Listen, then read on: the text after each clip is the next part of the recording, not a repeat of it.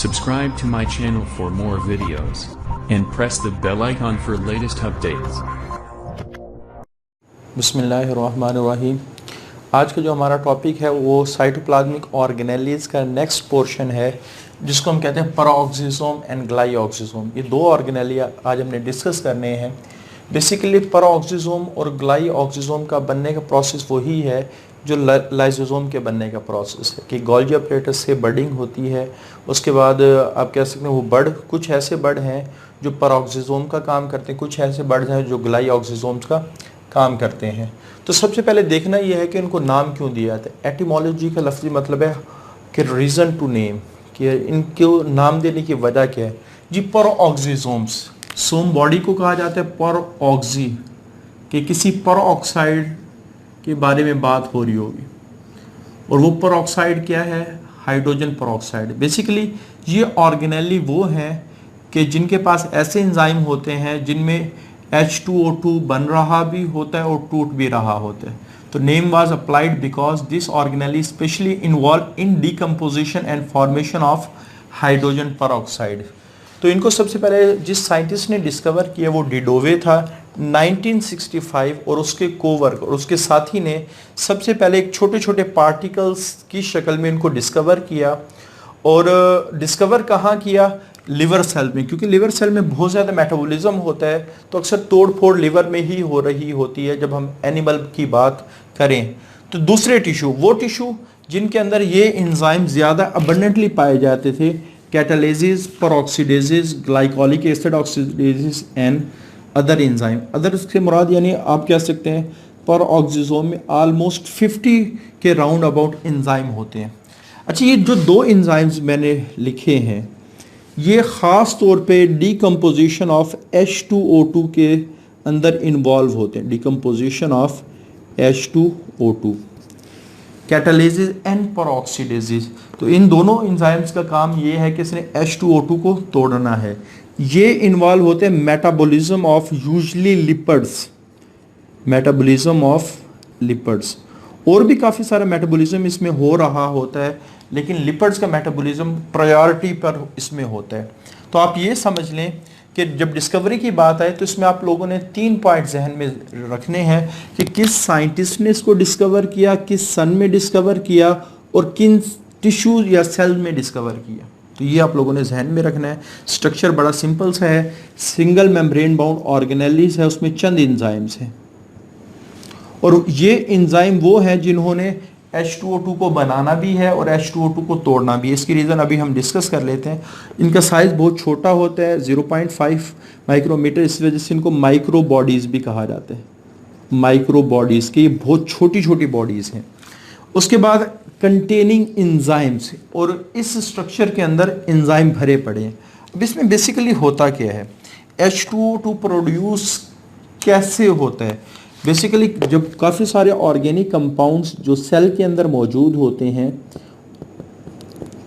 तो जब इनका को मेटाबॉलिज्म, ये एंजाइम इनके ऊपर केमिकल रिएक्शन करवाते हैं, तो दो चीज़ें बनती कि एक तो इनसे प्रोडक्ट बनती है, और दूसरा as a by product H2O2 बनता है। यानी ये नहीं कि सेल इसको खुद प्रोड्यूस करवाता है, नहीं, बल्कि एज ए बाई प्रोडक्ट क्या बनता है, H2O2 बनता है। अब ये बाई प्रोडक्ट के तौर पे बन तो गया है, लेकिन ये वाला जो H2O2 है ये बहुत ही ज़्यादा सेल के लिए नुकसानदेह, साइटोटॉक्सिक है। साइटो सेल को कहा जाता है, टॉक्सिक नुकसान को कहा जाता है। इस वजह से सेल ने अपने पास कुछ कैटालिसिस रखे हैं, कुछ ऑक्सीडेसिस यानी पेरोक्सीडेसिस रखे हैं।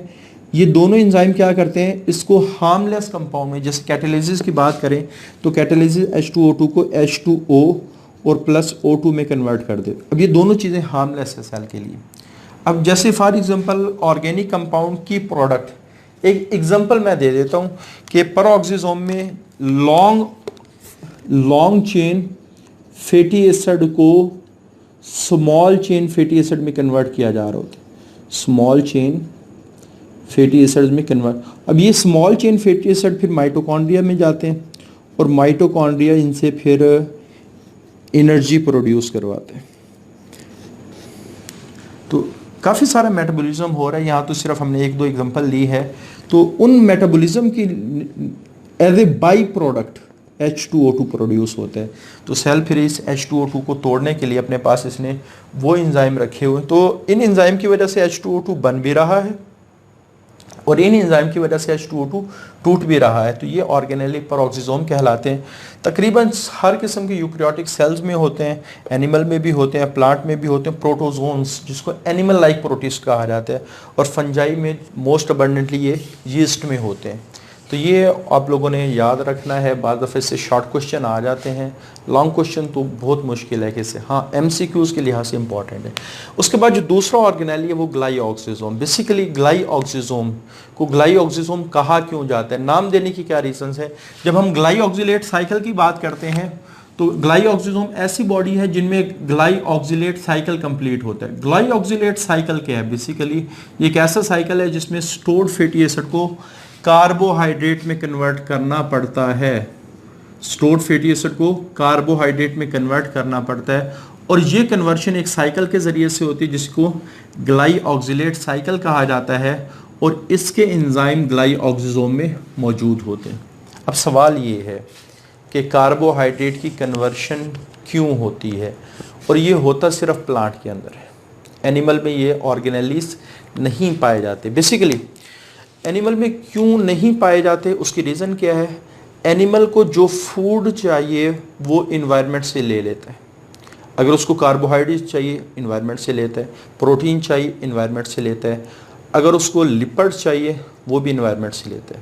यानी उसको जो चीज़ चाहिए वो अपने इन्वायरमेंट से लेगा, खुद उसकी बॉडी फूड सिंथेसिस का काम नहीं करती। प्लांट के अंदर ये प्रॉपर्टी नहीं, प्लांट फोटोसिंथेटिक है, प्लांट के अंदर कार्बोहाइड्रेट्स बनते हैं, फूड बनता है। तो प्लांट को अगर कोई कंपाउंड चाहिए होता है तो वो दूसरे कंपाउंड को चेंज करके वो हासिल करता है, ये नहीं कि वो बाहर से लेगा।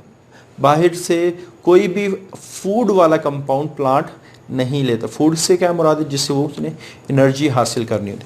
अब सवाल ये है, तो पहली रीज़न तो आप यहाँ देखें कि ये प्रेजेंट ओनली इन प्लांट, कि ये सिर्फ प्लांट में होते हैं। अच्छा, अभी हमने बात की कि जो ग्लाइऑक्सिसोम्स हैं ये स्टोर्ड फैटी एसिड को कार्बोहाइड्रेट में कन्वर्ट करेंगे। तो इसका मतलब है कि ये ऐसे प्लांट में तो ज़रूर होंगे जिनके अंदर लिपिड्स मौजूद होगी। जैसे दो बड़ी बेस्ट एग्जांपल है हमारे पास, कैस्टर प्लांट और आप कह सकते हैं बीन प्लांट, दोनों लिपिड रिच प्लांट है। और वो प्लांट जिसमें ऑटोमेटिकली लिपिड्स नहीं होंगे तो उसमें इनकी फिर ज़रूरत, क्योंकि इन्होंने लिपिड को कार्बोहाइड्रेट में कन्वर्ट करना है, तो लिपिड पुअर प्लांट में ये एब्सेंट होंगे, जैसे पी प्लांट। ठीक है। उसके बाद अब कार्बोहाइड्रेट को में कन्वर्ट करने की ज़रूरत क्यों पेश आती है, जब हम कहते हैं प्लांट कार्बोहाइड्रेट खुद बनाता है। बेसिकली प्लांट कार्बोहाइड्रेट खुद बनाता है, लेकिन ये कन्वर्शन की ज़रूरत आती है जर्मिनेशन के लेवल पे। बेसिकली होता क्या है, जैसे सपोज मैं कहता हूँ कि एक ये हमारे पास सीड है, सीड के अंदर आपको पता है एम्ब्रियो होता है, और वो प्लांट जिसने सीड को बनाया होता है वो इस एम्ब्रियो के लिए फूड स्टोर कर देता है यहाँ। अब ये फूड कार्बोहाइड्रेट की शक्ल में भी होती है, और ये फूड आप कह सकते हैं फैटी एसिड्स यानी लिपिड्स की शक्ल में भी हो सकती है। लेकिन आपको पता है कि जो प्राइमरी सोर्स ऑफ एनर्जी है जितने भी बॉडी में, वो carbohydrate. Primary source of energy क्या है, कार्बोहाइड्रेट्स। तो इस वजह से अब एम्ब्रियो, अब ये फोटोसिंथेसिस नहीं करता क्योंकि ये सीड के अंदर लिपटा पड़ा है, लाइट नहीं पहुंचती, फोटोसिंथेसिस नहीं होती। अब इसने वो फूड इस्तेमाल करनी जो स्टोर है। अब इसको जर्मिनेशन के लिए जो एनर्जी चाहिए वो हासिल करनी है इसने कार्बोहाइड्रेट से। अगर कार्बोहाइड्रेट पहले से ही अवेलेबल है तो फिर तो कोई मसला नहीं है, फिर तो ग्लाइऑक्सिसोम की ज़रूरत ही नहीं होती। इस वजह से हम कहते हैं ये लिपिड पुअर सीड के अंदर ये एब्सेंट होते हैं। हाँ, होंगे किस में, कि जिसमें जो फूड स्टोर होता है वो फैटी एसिड की शक्ल में स्टोर होता है। अब इसको कार्बोहाइड्रेट में कन्वर्ट करने के लिए, कार्ब में कन्वर्ट करने के लिए ग्लाइऑक्सिसोम चाहिए। और जब कार्बोहाइड्रेट, तो ये कार्बोहाइड्रेट प्लांट हासिल करेगा, उससे जर्मिनेशन होगी। जर्मिनेशन वो प्रोसेस है जो एम्ब्रियो से पौधा निकलता है, और जो नया पौधा निकलता है इसको हम सीडलिंग कहते हैं। इसको क्या कहा जाता है? सीडलिंग कहा जाता है। और जो ही सीडलिंग बीज से बाहर आता है या ज़मीन से बाहर आता है, ये फोटोसिंथेसिस स्टार्ट करते हैं, कार्बोहाइड्रेट बनना शुरू होती है। अब ग्लाइऑक्सिजोम की ज़रूरत नहीं रहती।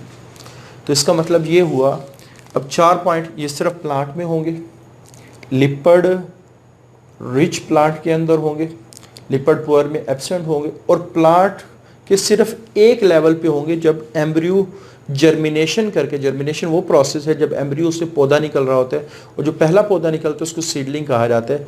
तो जब एम्ब्रियो से जर्मिनेशन के बाद सीडलिंग बनता है तो उस जर्मिनेशन के दौरान ही ये मौजूद होते हैं। जो ही सीडलिंग बाहर आता है, लाइट मिलना शुरू होती है, फोटोसिंथेसिस स्टार्ट हो जाती है, कार्बोहाइड्रेट बनना शुरू हो जाते हैं।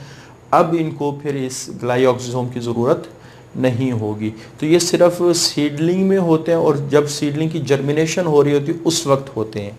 तो यही बात लिखी गई। जब हम इसके फंक्शंस की बात करते हैं, the most abundant in plant seedling, तो ये सीडलिंग में पाए जाते हैं, क्योंकि सीडलिंग ने सिर्फ स्टोर्ड फैटी एसिड से ही अपने लिए एनर्जी लेनी है और डेवलपमेंट का प्रोसेस स्टार्ट करना है after the conversion of carbohydrates. तो बेसिकली ग्लाइऑक्सिजोम, ये आप कह सकते हैं फैटी एसिड्स को पहले सक्सीनेट में कन्वर्ट करते हैं, और सक्सीनेट फिर आगे कार्बोहाइड्रेट में कन्वर्ट होते हैं।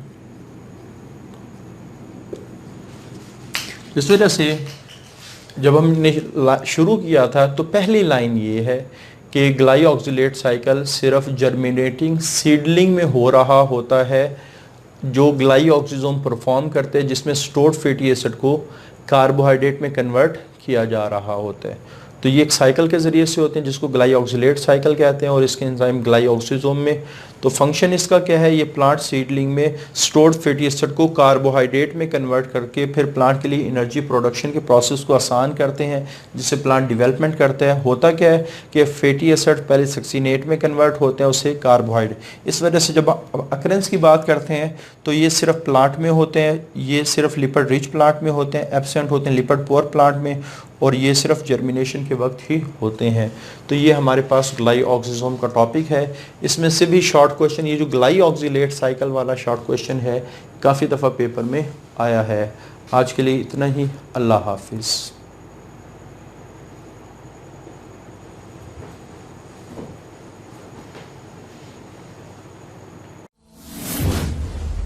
Subscribe to my channel for more videos, and press the bell icon for latest updates.